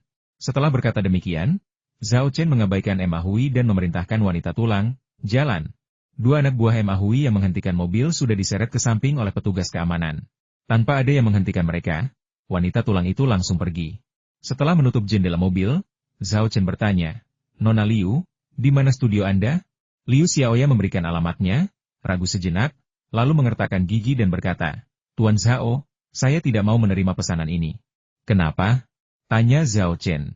Bukankah kamu benar-benar ingin melakukan pekerjaan ini dengan baik untuk membuktikan kemampuanmu? Apa kamu tidak percaya diri untuk melakukannya dengan baik? Liu Xiaoya segera berkata, tentu saja tidak. Aku sangat percaya diri dengan kemampuan desainku. Hanya saja Ma Hui punya latar belakang di dunia bawah. Jika dia benar-benar mencoba menyabotase sesuatu di balik layar, aku khawatir kemajuan renovasi akan sangat terpengaruh, dan akan ada banyak masalah dan kecelakaan. Zhao Chen tertawa seperti yang sudah kubilang, aku tidak takut masalah. Kau hanya perlu tenang dan fokus pada desainnya. Jangan khawatirkan hal lain. Bahkan jika kita benar-benar tidak bisa membeli bahan bangunan atau menemukan pekerja yang baik di Chengdu, kita bisa membelinya atau mencarinya di tempat lain. Hanya saja akan lebih mahal. Lagi pula, mungkin dalam beberapa hari, Ma Hui akan berubah pikiran? Liu Xiaoya sungguh tak percaya Ma Hui akan berubah. Rasanya lebih tak masuk akal daripada matahari terbit di barat. Namun Zhao Chen sudah sejauh ini, jadi ia tak bisa memaksa lagi. Lagi pula, jauh di lubuk hatinya, ia sungguh ingin memanfaatkan kesepakatan ini untuk membuktikan diri. Setelah mengantar Liu Xiaoya ke studionya, Zhao Chen mengeluarkan ponselnya dan menelepon Yingji. Apakah Ma Hui punya latar belakang triad? Apakah dia sangat cerdik? Apakah dia sangat kuat? Dibandingkan dengan keluarga petani, mereka tidak ada apa-apanya. Panggilan itu segera dijawab, dan suara Yingji terdengar sedikit lelah. Dia berkata, setengah bercanda dan setengah serius, Zhao Chen, kamu meneleponku, pasti ada sesuatu yang kamu butuhkan. Jadi, apa yang kamu inginkan dariku? Zhao Chen tidak bertele-tele dan langsung ke pokok permasalahan. Bertanya, pernahkah Anda mendengar tentang perusahaan dekorasi Fukiang? Yingji sedikit terkejut, dia memang tahu perusahaan ini. Ternyata alasan Ma Hui berani bersikap sombong itu karena ia telah mengambil hati seorang kerabat dekat dari sang pemenang. Kerabat jauh ini, meskipun memegang posisi kecil dalam keluarga Ying, memimpin sebuah perusahaan real estate di bawah naungan grup Ying. Ia memiliki koneksi di dunia nyata maupun dunia gelap, dan bagi orang luar, ia tak diragukan lagi merupakan orang yang sukses. Ketika Villa Yingji perlu direnovasi, kerabat dekatnya ini merekomendasikan Ma Hui. Melihat Yingji adalah seseorang yang bahkan bosnya harus kagumi. Ma Hui segera mengabaikan semua rasa kesopanan dan harga diri, berlarian melakukan apa saja yang dia bisa untuknya dan bahkan menyewa banyak bantuan dari luar untuk membuat Villa Yingji tampak luar biasa mengesankan. Karena itu, Yingji mendapat kesan tentang Ma Hui dan perusahaan dekorasi Fukiang miliknya. Mendengar pertanyaan Zhao Chen, Yingji menjawab, aku tahu, ada apa? Ah, aku ingat sekarang, seorang kerabat memberitahuku hari ini bahwa kamu membeli villa darinya, kan? Apa? Kamu sedang mencari seseorang untuk merenovasinya? Perusahaan dekorasi Fukiang cukup bagus di daerah ini. Aku akan segera meminta seseorang menghubungi Ma Hui dan memintanya untuk mengurusnya untukmu. Zhao Chen menjawab, tidak perlu, aku tidak berani merepotkan bos Ma. Apa? Apa Ma Hui menyinggungmu? Yingji, seorang wanita cerdas, langsung menyadari nada bicara Zhao Chen yang kurang tepat. Saya menyewa seorang desainer untuk melihat rumah itu, tetapi bos MA dan anak buahnya menghalangi jalan kami dan bahkan mengancam saya. Zhao Chen menceritakan secara singkat apa yang telah terjadi. Ying Ji benar-benar tercengang. Saya pernah melihat orang mengadili kematian, tetapi saya belum pernah melihat orang mengadili kematian seperti Ma Hui. Mengancam Zhao Chen? Kenapa dia tidak naik saja ke kandang harimau di kebun binatang dan melawan harimau-harimau itu? Bahkan harimau yang paling ganas pun tidak seseram Zhao Chen. Yang terpenting, Ma Hui punya hubungan dengan pemenangnya. Jika Zhao Chen salah paham dengan pemenang karena hal ini dan memendam dendam, maka dia akan berada dalam masalah besar. Ying Ji mengumpat Ma Hui dalam hati, tetapi berkata, aku mengerti. Serahkan saja padaku. Aku jamin si idiot buta itu akan mendapat pelajaran yang tak terlupakan. Dan aku akan memberimu dan Nona Liu penjelasan. Terima kasih atas bantuanmu, kata Zhao Chen, lalu menutup telepon. Siapa yang kau panggil? Lin Sue mendekat dan bertanya dengan rasa ingin tahu. Zhao Chen menjawab, seorang teman. Aku akan mengenalkannya padamu lain kali. Dia keturunan langsung dari keluarga kultivator. Keluarganya memiliki pengaruh yang cukup besar di Rongcheng dan bahkan di seluruh provinsi Sichuan Barat. Berurusan dengan Ma Hui akan sangat mudah bagi mereka. Sementara itu, di rumah lama pemenang. Jika Zhao Chen ada di sini, dia pasti akan menyadari bahwa aura Ying Ji telah mengalami perubahan luar biasa dibandingkan sebelumnya. Dia telah melewati alam pembersihan sumsum dan memasuki alam mendengarkan Qi, yang merupakan impian banyak kultivator. Sebagai keluarga kultivator, keluarga Ying memang besar dan kuat, tetapi hanya ada 9 kultivator di klan tersebut yang telah mencapai alam mendengarkan Qi. Ying Ji adalah kultivator ke-10 yang mencapai alam Qi mendengarkan, dan juga yang termuda dan paling menjanjikan. Pada saat ini, selain Ying Ji, ada juga kepala keluarga Ying dan beberapa ahli keluarga Ying lainnya di alam Qi pendengaran di ruangan ini. Mereka membantu Ying Ji mengkonsolidasikan kultivasinya dan mencegah tumbuhnya setan dalam diri. Saat telepon berdering, mereka awalnya tidak senang, tetapi setelah mendengar bahwa Zhao Chen yang menelepon, sikap mereka langsung berubah total, dan mereka mendesak Ying Ji untuk segera menjawab telepon. Semua orang yang hadir memahami bahwa kemampuan Ying Ji untuk memasuki alam Qi mendengarkan tidak hanya karena bakat dan kekuatannya sendiri, tetapi juga berkat pil kondensasi Qi yang diberikan kepadanya oleh Zhao Chen. Setelah meminum pil kondensasi Qi, Ying Ji berhasil menembus belenggu dan memasuki alam mendengarkan Qi. Inilah mengapa anggota inti keluarga Ying sangat menghormati Zhao Chen, seorang alkemis yang relatif kurang dikenal namun berpengaruh. Sang kepala keluarga Ying bahkan menjadikan pembinaan hubungan baik dengan Zhao Chen sebagai prioritas utama bagi perkembangan keluarga. Dan ini disetujui dengan suara bulat oleh semua orang. Menurut mereka, selama mereka menjaga hubungan baik dengan Zhao Chen dan sesekali bisa membeli pil ajaib seperti pil pembersih sumsum tulang dan pil kondensasi Qi darinya, para pemenang akan mampu mengembangkan banyak kultivator di alam pembersih sumsum tulang dan alam pendengar Qi, yang akan membawa peningkatan kekuatan keluarga. Masa depan keluarga ini tak diragukan lagi akan cerah dan menjanjikan. Oleh karena itu, alih-alih marah ketika Zhao Chen menelepon, semua orang justru gugup dan menanggapinya dengan sangat serius. Setelah Ying Ji menutup telepon, mereka langsung mulai menanyakan segala macam pertanyaan padanya. Ying Ji, Tuan Zhao menelepon. Ada apa? Kurasa aku baru saja mendengarmu mengatakan bahwa Tuan Zhao diancam? Ada apa? Siapa yang berani mengancamnya? Mengancam alkemis Zhao sama saja dengan menjadikan pemenang musuh. Pemenang sama sekali tidak akan membiarkan hal seperti itu terjadi. Paman dan Bibi, jangan khawatir. Yang mengancam Zhao Chen bukanlah seorang kultivator, melainkan orang bodoh yang tidak tahu akan kematiannya sendiri. Ying Ji mendengus dan menyampaikan apa yang baru saja dikatakan Zhao Chen di telepon kepada semua orang. Setelah mendengarkan, semua orang sedikit mengernyit. Namun salah seorang anggota suku tertawa terbahak-bahak. Ini hal yang baik. Semua orang tercengang, menatap orang suku itu dengan keheranan, tidak dapat mengerti mengapa dia mengatakan itu adalah hal yang baik. Patriar tua keluarga Ying juga menatapnya dan berkata, Ying Di, katakan padaku alasanmu. Ying Di membungkuk terlebih dahulu kepada sang patriar sebelum berkata, aku tahu apa yang dikhawatirkan semua orang. Tapi kurasa kita tidak perlu khawatir sama sekali. Ma Hui hanyalah anggota junior dari kerabat kolateral, dan dia tidak punya hubungan nyata dengan keluarga Ying. Aku yakin kalaupun alkemis Zhao tahu tentang ini, dia tidak akan menyalahkan kita. Selama kita menangani masalah ini dengan baik dan membiarkan alkemis Zhao melampiaskan amarahnya, kita bisa meningkatkan hubungan kita dengannya. Bukankah itu hal yang baik? Setelah mendengar penjelasannya, semua orang langsung tersadar. Mereka hanya khawatir tentang bagaimana cara untuk lebih menyenangkan Zhao Chen ketika ini terjadi. Seperti yang dikatakan Ying Di, selama mereka menangani masalah hukuman terhadap Ma Hui dengan baik, keluarga Ying tidak hanya akan terhindar tetapi juga akan memberikan kontribusi besar. Menghukum Ma Hui akan sangat mudah bagi mereka. Haha, Ma Hui ini benar-benar memberi kita bantuan yang luar biasa. Sang patriar pemenang tertawa terbahak-bahak, lalu segera memberi perintah segera buat persiapan. Pastikan Ma Hui mendapat pelajaran yang tak akan pernah dilupakannya. Ya, semua orang menjawab serempak, dan segera mulai membuat pengaturan untuk masalah tersebut. Ma Hui tidak menyadari bahwa ia akan menghadapi bencana yang mengerikan. Ia dan kedua anak buahnya baru saja selesai diinterogasi oleh petugas keamanan kompleks perumahan Semenanjung Chaotang. Karena mereka tidak melakukan tindakan berbahaya, para petugas tidak dapat dengan mudah menangani mereka dan baru dapat melepaskan mereka setelah memberikan peringatan. Namun, Ma Hui merasa para penjaga keamanan ini telah membuatnya kehilangan muka. Sambil berjalan menuju Land Rover yang terparkir di pinggir jalan, ia menggertakkan gigi dan mengumpat, sekelompok pengganggu yang mengandalkan kekuatan tuannya. Suatu hari nanti, aku akan membuatmu membayar. Dua orang antek mengikutinya dari belakang, diam-diam mengulangi kata-katanya, menjalankan tugas mereka sebagai antek yang patuh. Setelah masuk ke dalam mobil, Ma Hui segera kembali ke perusahaan dan memberi instruksi. Hubungi pemasok bahan bangunan di Rongcheng dan beritahu mereka untuk tidak menjual bahan dekorasi apapun kepada Liu Xiaoya. Kalau tidak, mereka bisa lupa menerima pesanan lagi dari Inges Real Estate.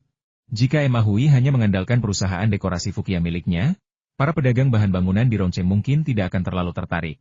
Namun, ia telah mengambil hati pimpinan Real Estate Inc., sehingga ia dapat menggunakan nama Real Estate Inc. untuk mengintimidasi orang lain. Di Chengdu, pedagang bahan bangunan mungkin berani melawan Ma Hui, tetapi mereka tidak akan berani melawan Inges Real Estate. Lagi pula, banyak dari mereka yang menghasilkan uang melalui Inges Real Estate. Justru karena dia memiliki pendukung yang kuat, Ma Hui memiliki keyakinan untuk membuat pernyataan berani bahwa Zhao Chen tidak akan mampu membeli bahan perbaikan rumah apapun di Chengdu. Faktanya, jika Zhao Chen adalah orang biasa, ia pasti tidak akan berdaya melawan rencana Ma Hui dan tidak punya pilihan selain berkompromi. Saat itu, Ma Hui pasti sudah membantainya tanpa ampun. Sebelumnya, dia telah menggunakan metode yang sama untuk menyabotase dan mencuri beberapa transaksi Liu Xiaoya, mencegahnya membuka bisnis bahkan setelah bekerja mandiri begitu lama. Kali ini, dia ingin menggunakan cara yang sama untuk menghadapi Zhao Chen. Dan dia yakin cara ini pasti akan berhasil. Namun, anak buahnya agak khawatir. Salah satu dari mereka ragu-ragu dan berkata, "Bos, apakah kita benar-benar akan melakukan ini? Kali ini, klien Liu Xiaoya tidak seperti orang biasa sebelumnya." Ma Hui mencibir, bisa membeli rumah di komunitas Semenanjung Chaotang berarti dia bukan orang biasa. Tapi memangnya kenapa? Sehebat apapun dia, bisakah dia lebih berkuasa daripada Presiden Ying? Dengan dukungan Presiden Ying, apa yang perlu ditakutkan? Sekalipun anak itu naga, dia harus menjaga sikapnya. Lagi pula, aku sudah bilang aku tidak akan pernah membiarkan Liu Xiaoya menyelesaikan satu kesepakatan pun. Jika aku mundur kali ini, bukankah aku akan menjadi bahan tertawaan di industri ini? Bagaimana mungkin aku bisa mempertahankan reputasiku di industri dekorasi dan konstruksi Chengdu? Bosnya bersikeras, jadi apa yang bisa dikatakan kedua bawahannya? Mereka hanya bisa dengan patuh mengeluarkan ponsel dan, seperti yang diinstruksikan Ma Hui, menghubungi pemasok bahan bangunan utama di Rongcheng untuk menyampaikan pesan Ma Hui. Karena Ma Hui menggunakan kulit harimau sebagai panji, para pemasok bahan bangunan, meskipun tidak senang, tidak punya pilihan selain melanjutkan. Ma Hui mencibir dalam hati. Berani menantangku? Kau akan segera menyesal. Tunggu saja. Saat kau menyesal dan datang memohon padaku, aku pasti akan menipumu. Tidak setuju? Kalau begitu, vilamu akan tetap di sana selamanya. Jangan pernah berpikir untuk mendekorasinya atau pindah. Tepat saat ia merasa puas, ponselnya tiba-tiba berdering. Saat melirik ID penelepon, ia melihat bahwa penelepon itu adalah pendukung kuatnya, kerabat jauh sang pemenang. Ma Hui tidak berani menunda dan segera menjawab telepon. Nadanya serendah mungkin Presiden Ying, apa yang bisa saya lakukan untuk Anda? Yang membuatnya sangat terkejut, pihak lain melontarkan hinaan bertubi-tubi persetan kau. Aku akan membunuhmu sekarang juga. Dasar brengsek, kurasa aku tidak pernah memperlakukanmu dengan tidak adil, kan? Beginikah caramu membalas budiku? Ma Hui benar-benar bingung Presiden Ying. Apa maksud Anda? Saya tidak mengerti. Pihak lain mencibir, tidak mengerti? Berpura-pura saja, teruslah berpura-pura. Apakah aku melakukan kesalahan dan membuatmu marah? Ma Hui bertanya dengan hati-hati. Mana mungkin aku berani marah padamu? Kau begitu berkuasa, aku tak akan berani menyinggungmu. Nada bicara orang itu sangat sarkastis. Sebelum Ma Hui sempat bertanya lebih lanjut, ia melanjutkan, dengarkan aku, kau bermarga Ma, kalau kau mau mati, aku tidak akan menghentikanmu, tapi jangan menyeretku ke bawah bersamamu. Mulai hari ini, Yingxi Real Estate dan perusahaan dekorasi Fukiang MU tidak ada hubungannya lagi, dan aku juga sama sekali tidak ada hubungannya denganmu. Nanti aku akan meminta Departemen Keuangan melunasi utangmu. Soal pekerjaan yang sedang kau lakukan, hentikan saja, dan aku akan mencari orang lain untuk melakukannya. Ma Hui langsung panik. Bisnis dekorasi yang dialihdayakan oleh Yingxi Real Estate semuanya merupakan pesanan besar dan merupakan urat nadi perusahaan dekorasi Fukiang. Jika mereka dihentikan, perusahaan akan sangat rugi, bahkan jika tidak bangkrut. Dia tidak tahu bagaimana dia telah menyinggung pihak lain, dan buru-buru mencoba bertanya. Tidak, Tuan Ying, apa sebenarnya ini? Dia baru saja mulai berbicara ketika mendengar nada sibuk di telepon, dan pihak lain telah menutup telepon. Mengabaikan fakta bahwa pihak lain sedang marah, Ma Hui mencoba menelepon lagi, tetapi ternyata panggilan tersebut tidak dapat tersambung. Mereka memasukkan saya ke daftar hitam. Wajah Ma Hui memucat. Setelah terdiam sejenak, ia berkata, tidak mungkin. Saya tidak boleh kehilangan kesepakatan Real Estate Ying. Jika Presiden Ying tidak menjawab telepon saya akan pergi ke perusahaan dan menemuinya langsung untuk mencari tahu akar permasalahannya. Ia segera mengubah arah dan melaju menuju Inges Real Estate. Namun, tiba-tiba teleponnya berdering lagi. Orang yang menelepon kali ini adalah seorang karyawan perusahaannya. Ma Hui tidak berminat untuk menjawab telepon, tetapi pihak lain bersikeras dan terus meneleponnya. Tak punya pilihan lain, Ma Hui menjawab telepon dan berteriak, kenapa kau meneleponku seperti itu? Apa perusahaannya yang terbakar atau ibumu yang meledak? Karyawan itu tertegun mendengar teguran itu sebelum berkata, Bos, tolong cepat kembali. Ada banyak orang yang datang ke perusahaan untuk menagih utang. Ma Hui mengerutkan kening orang menagih utang? Utang apa? Pada saat itu, suara yang berbeda datang dari ujung telepon yang lain. Tuan Ma, saya Li Qiang, distributor Li Hong Cemen. Kapan Anda kembali? Saya menunggu Anda melunasi tagihan. Rasa gelisah tiba-tiba muncul di hati Ma Hui, dan ia bertanya, Presiden Li, apa maksud Anda? Menurut perjanjian, bukankah kita seharusnya menyelesaikan rekening setiap 6 bulan? Saya sudah menyelesaikan rekening dengan Anda sekali sebelum tahun baru.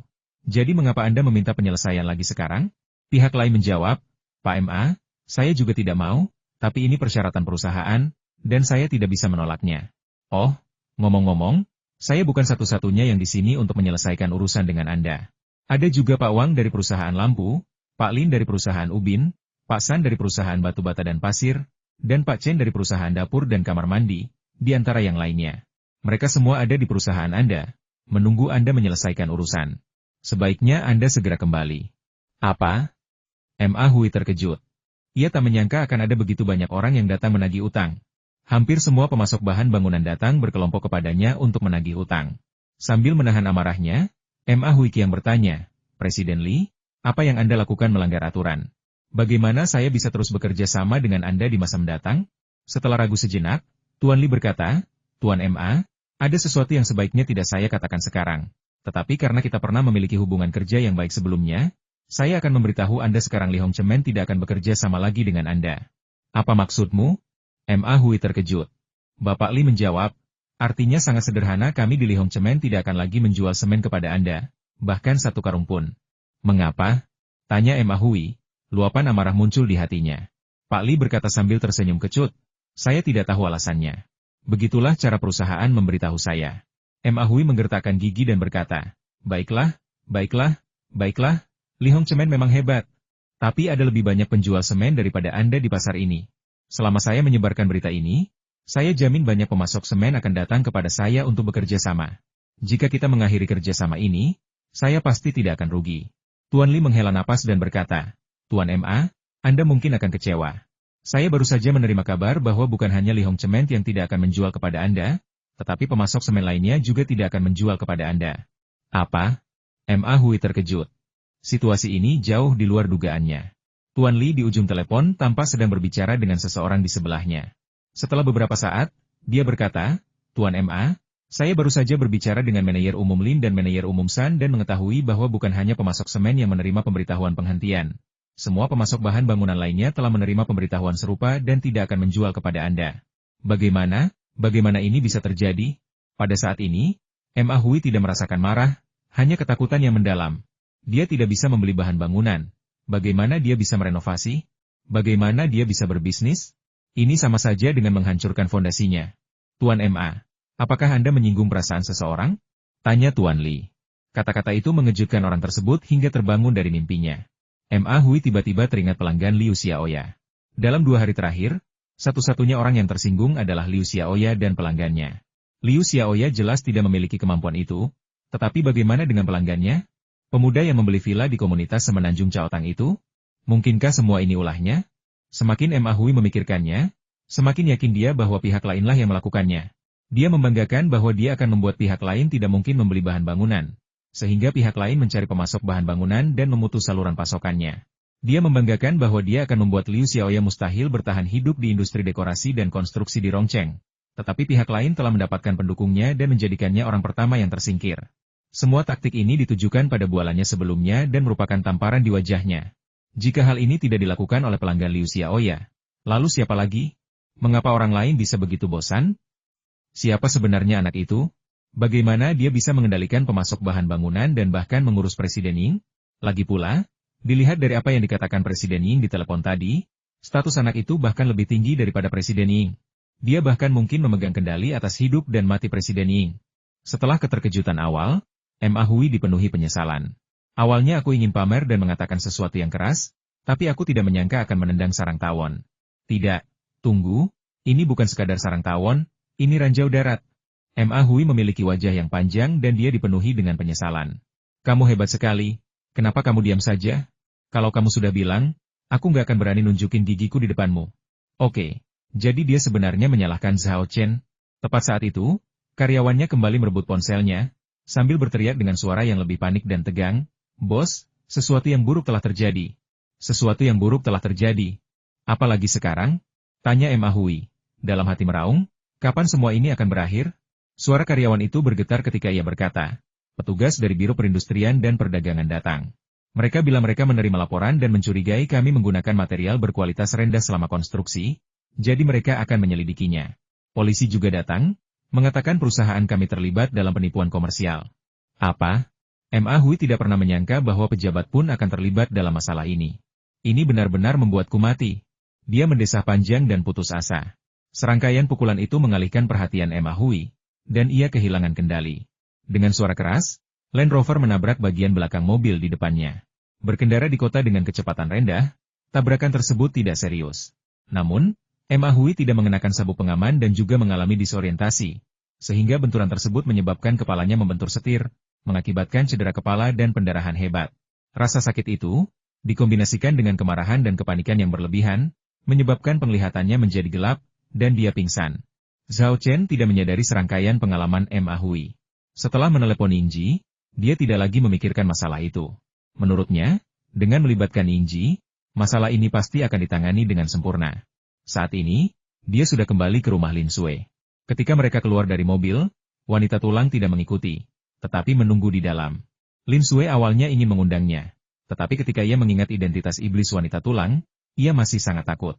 Setelah ragu-ragu, ia pun mengurungkan niatnya. Begitu mereka memasuki rumah, keduanya mendengar serangkaian suara yang datang dari ruang kerja. Lin Sui melirik ke ruang kerja dan mendapati ruang kerja itu penuh sesak. Ia bingung dan bertanya kepada Sui Wanyun, yang keluar dari dapur, "Bu, kenapa ada begitu banyak orang di ruang kerja kakek?" Sui Wanyun melirik Zhao Chen dan berkata sambil tersenyum, "Ini semua karena kami tertarik dengan kaligrafi yang ditulis oleh Xiao Zhao." Lin Liangze, yang berada di ruang kerja, memiliki pendengaran yang luar biasa tajam. Meskipun berisik, ia mendengar percakapan di luar. Ia segera menerobos kerumunan, mengintip keluar, dan benar saja, melihat Zhao Chen. Ia tertawa terbahak-bahak. "Zhao kecil, kau kembali. Ayo, kemarilah." Antusiasme Lin Liangze yang berlebihan membuat Zhao Chen menggigil. Sebelum dia dapat menjawab, segerombolan orang yang berkumpul di ruang kerjanya itu menoleh dan menatapnya dengan tatapan tajam. Zhao Chen tiba-tiba merasa seolah-olah sedang diawasi oleh selusin serigala lapar. Ada apa dengan orang-orang ini? Kenapa penampilan mereka begitu mengerikan? Pikirannya dipenuhi pertanyaan. Apa yang ingin Anda lakukan? Melihat segerombolan orang itu, bagaikan serigala lapar, keluar dari ruang belajar dan mengelilinginya, Zhao Chen secara naluriah menutupi dadanya dengan tangannya. "Kau menantu Pak Tualin?" Salah satu dari mereka menatap Zhao Chen dari atas ke bawah, mengerutkan kening saat bertanya. Dia adalah Yan Heiyun, seorang kaligrafer ternama di Rongcheng. Zhao Chen tidak menyangka pihak lain akan langsung menanyakan pertanyaan seperti itu. Meskipun keluarga Lin tahu tentang hubungannya dengan Lin Sui, dia masih sedikit khawatir untuk mengakuinya kepada calon ibu mertuanya. Untungnya, Lin Liangze turun tangan saat itu juga untuk membantunya keluar dari kesulitan benar. "Ini cucu menantuku, Zhao Chen. Bagaimana menurutmu? Bukankah dia tampan? Dia jauh lebih hebat daripada anak cucu kalian, orang tua." Nah, di tengah kehebohan itu, Tuan Tualin mulai membuat generalisasi yang luas. Untungnya, saat itu tidak ada yang peduli. Kalau tidak, Dia pasti sudah dipanggang sampai mati oleh teman-teman lamanya. Yan Heyun mengerutkan kening, tanpa ragu Pak Tualin, apakah dia benar-benar menantumu? Tidak mungkin, dia terlalu muda. Mendengar ini, Zhao Chen tidak bereaksi, tetapi wajah Sue Wanyun langsung menjadi gelap. Kalau saja Yan Heyun tidak begitu tua dan senioritasnya tinggi, dia pasti sudah mulai melontarkan hinaan. Apa maksudmu dengan terlalu muda? Maksudmu? Menurutmu putriku harus mencari pacar yang berusia 30-an atau 40-an? Untuk orang seusiamu, bagaimana mungkin kau tidak tahu cara berbicara yang benar? Yan Heyun menyadari bahwa ia telah membuat kesalahan dalam pernyataannya sebelumnya dan segera menjelaskan. Saya tidak bermaksud apa-apa. Saya hanya merasa dia terlalu muda dan sepertinya bukan tipe orang yang bisa menulis kaligrafi seindah itu. Lin Liangze tampak kesal Pak Tuayan. Apa maksudmu? Apa kau curiga aku berbohong? Begini saja, kaligrafi itu dilukis oleh Zhao Chen tepat di depanku. Aku melihatnya dengan jelas dari awal hingga akhir. Yan Heyun berkata, Lin tua, jangan marah. Aku tidak meragukanmu atau menantumu, aku hanya berpikir ini terlalu sensasional. Kaligrafi tidak hanya membutuhkan bakat tetapi juga latihan yang panjang. Bahkan kita orang tua pun tidak bisa menulis mahakarya itu. Bagaimana mungkin seorang anak berusia awal 20-an bisa menulisnya? Aku sungguh sulit mempercayainya. Sekilas, kata-kata ini tampaknya meyakinkan Lin Liangze. Tetapi setelah diamati lebih dekat, tidak sulit untuk melihat bahwa ia masih menyimpan keraguan terhadap Zhao Chen. Lalu apa yang harus kami lakukan agar kau percaya padaku? Lin Liangze sangat marah. Mencurigai Zhao Chen membuatnya lebih marah daripada mencurigainya. Jika Yan Heyun bukan teman lamanya, dia pasti sudah membentaknya dan mengusirnya. Yan Heyun berkata, biarkan dia menulis kaligrafi lagi di depan kita. Selama dia menunjukkan keahliannya, kita tentu akan percaya padanya. Mendengar ini, teman-teman lama Lin Liangze menjadi bersemangat dan mengemukakan pendapat mereka. Ya, biarkan dia menulis kaligrafi lainnya di depan kita. Seperti kata pepatah, apa yang Anda lihat adalah apa yang Anda dengar. Benar. Selama dia bisa menulis karakter yang sama di depan kita, tentu saja kita tidak akan ragu lagi. Lagi pula, kita akan minta maaf padanya. Bagus. Sebelum Zhao Chen sempat berbicara, Lin Liangze meraung dan mengambil alih kesalahannya. Zhao Chen, tulislah beberapa kaligrafi lagi untuk memperluas wawasan orang-orang tua ini. Beritahu mereka bahwa para jenius itu ada di dunia ini, dan mereka jauh di luar jangkauan orang biasa seperti mereka. Zhao Chen terkekeh, terkejut melihat Lin Liangze, di usianya, memiliki temperamen yang begitu berapi-api. Karena kakek Lin sudah bicara, bagaimana mungkin aku menolaknya? Kapan kakek ingin menulisnya? Tanya Zhao Chen. Ia memutuskan bahwa kali ini ia tidak hanya akan menulisnya dengan baik, tetapi juga menulisnya dengan sangat baik, sehingga Yan Heyun dan yang lainnya akan sangat terkejut, dan Lin Liangze juga akan menyelamatkan mukanya. Tulis sekarang. Ayo, kita ke ruang belajar. Lin Liangze juga tidak sabar, dan dia menyeret Zhao Chen ke ruang belajar. Lin Sue ingin ikut, tetapi Sue Wanyun menghentikannya. Kenapa kamu ikut bersenang-senang? Ikut aku ke dapur dan bantu. Saya ingin pergi dan melihat, kata Lin Sue. Sue Wanyun berkata, dengan begitu banyak orang, bahkan jika kau masuk, kau tidak akan melihat apapun. Lagi pula, kau sudah pernah melihat kaligrafi Zhao Chen sebelumnya. Jadi apa yang perlu dikhawatirkan? Lin Sue memikirkannya dan menyadari bahwa ini masuk akal. Baik 4 karakter yang ditulis Zhao Chen sebelumnya, maupun kata pengantar pertemuan pavilion anggrek yang ditulis hari ini, semuanya adalah karya kaligrafi yang luar biasa indah. Sungguh, tidak ada yang perlu dikhawatirkan. Namun, dia masih ingin pergi dan melihat. Saya tidak khawatir dengan kemampuan Zhao Chen. Saya hanya ingin pergi dan melihatnya pamer. Anak bodoh. Sue Wanyun memelototinya, berbalik dan kembali ke dapur untuk mematikan kompor, lalu berjalan mendekat dan berkata, ayo pergi, ayo kita lihat Xiao Zhao pamer. Lin Sue terdiam. Saat ibu dan anak itu memasuki ruang belajar, area di sekitar meja sudah dikelilingi seluruhnya. Zhao Chen berdiri di depan mejanya, tidak terburu-buru untuk menulis, tetapi malah mengeluarkan ponselnya dan mencari informasi daring. Orang yang berdiri di belakangnya melirik dan melihat bahwa ia sedang meneliti pengetahuan yang berhubungan dengan kaligrafi. Ia terkejut dan bergumam, apa maksudnya ini? Apakah ia belajar dengan tekun di menit-menit terakhir? Tapi, apa gunanya? Semua orang menggelengkan kepala, menunjukkan bahwa mereka tidak dapat memahami tindakan Zhao Chen. Lin Liangze juga benar-benar bingung.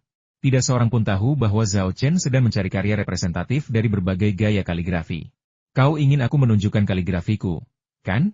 Tak masalah. Aku tak hanya akan menunjukkannya, aku akan menunjukkannya dengan baik.